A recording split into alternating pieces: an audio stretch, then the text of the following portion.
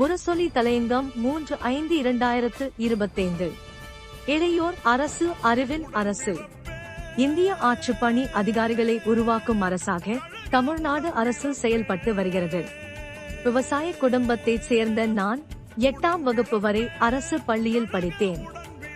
சிறுவயது முதல் civil service தேர்வு எழுதி தேர்ச்சி பெற வேண்டும் என்பது எனது இலட்சியம்.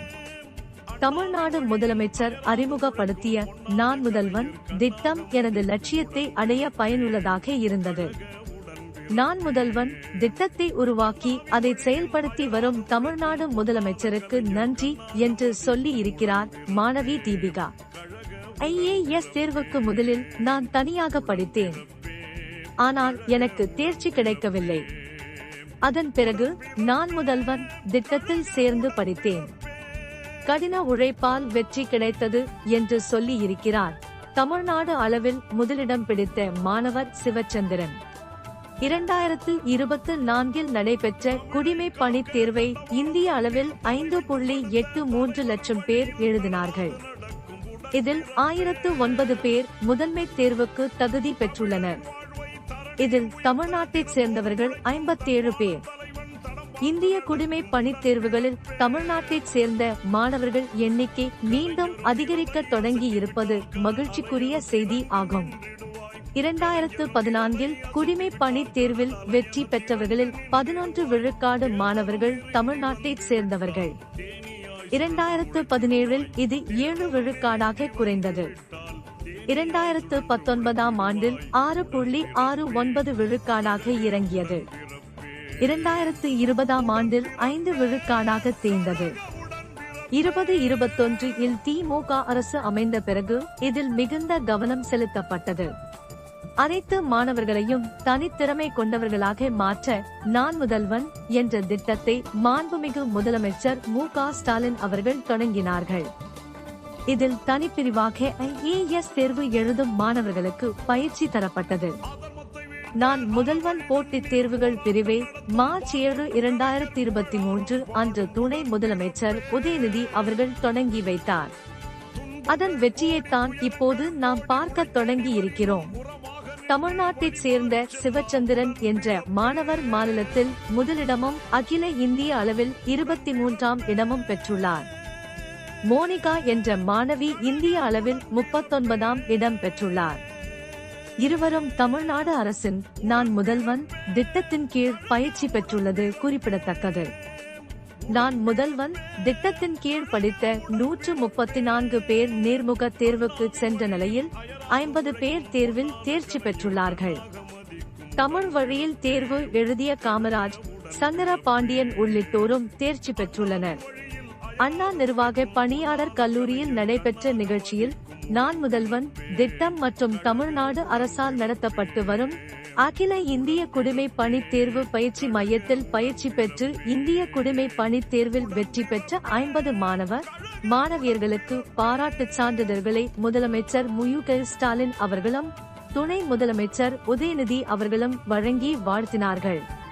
இது குறித்து தமிழ்நாடு சட்டமன்றத்தில் பெருமிதத்துடன் துணை முதலமைச்சர் மாண்புமிகு உதயநிதி அவர்கள் பேசினார்கள். UPSC தேர்வு முடிவுகள் ஒட்டுமொத்த தமிழ்நாட்டு மக்களையும் மகிழ்ச்சியில் ஆழ்த்தியிருக்கிறது. நான் முதல்வன் போட்டித் தேர்வுகள் பிரிவை கடந்த 2023 ஆம் ஆண்டு நாம் துவங்கினோம். சிறப்பு திட்ட செயலாக்கத் துறையின் கீழ் செயல்படும் இந்த பிரிவுக்காக முதல் அமைச்சர் 10 கோடி ரூபாய் நிதியை ஒதுக்கீடு செய்து கொடுத்தார். இந்த திட்டம் செயல்படுத்தப்பட்ட முதல் ஆண்டிலேயே 47 தமிழ்நாட்டு மாணவர்கள் UPSC தேர்வில் வெற்றி பெற்றார்கள்.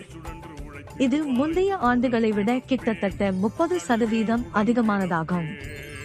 அதன் தொடர்ச்சியாகத்தான் இந்த ஆண்டு தமிழ்நாட்டிலிருந்து 57 மாணவர்கள் தேர்ச்சி பெற்றிருக்கிறார்கள். 57 மாணவர்களில் 50 மாணவர்கள் நான் முதல்வன் திட்டத்தின் கீழ் ஊக்கத்தொகை பெற்றவர்கள். அவர்களில் 18 பேர் நான் முதல்வன் உறைவிட பயிற்சி திட்டத்தால் பயன் பெற்றவர்கள் என்று குறிப்பிட்டார் துணை முதலமைச்சர் அவர்கள். ஒவ்வொரு ஆண்டும் அகில இந்திய குடிமைப் பணித் தேர்விற்காக தயாராகி வரும் ஆர்வலர்களில் மதிப்பீட்டு தேர்வு மூலம் 1000 இளைஞர்கள் தேர்வு செய்யப்படுகிறார்கள்.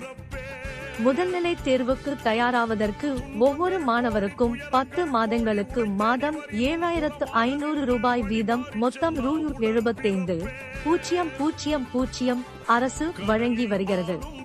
முதல்நிலை தேர்வில் தேர்ச்சி பெற்று முதன்மை தேர்வுக்கு தயாராகும் மாணவர்களுக்கு 25,000 ரூபாய் ஊக்கத்தொகையாக அரசு வழங்கி வருகிறது. அகில இந்திய குடிமைப்பணி தேர்வு பயிற்சி மையத்தில் தங்கி பயிலும் முதன்மை தேர்வு பயிற்சி மாணவர்களுக்கு 9,000 ரூபாய் அரசு வழங்கி வருகிறது. டெல்லியில் நடைபெறும் குடிமைப்பணி ஆளுமை தேர்வில் கலந்து கொள்ளும் ஆர்வலர்களுக்கு இதுவரை 5,000 ரூபாய் தரப்பட்டு வந்தது. அதனை ரூபாய் 50,000 ஆக்கி உள்ளது அரசு. மதுரை, கோவையில் பயிற்சி பெறும் இளைஞர்களுக்கு பயிற்சி காலம் இதுவரை 6 மாதமாக இருந்தது. இது 9 மாதம் என உயர்த்தப்பட்டது. அவர்களுக்கு உணவுக்காக செலவிடப்படும் மாதாந்திர தொகை 3,000 4,500 உயர்த்தப்பட்டுள்ளது.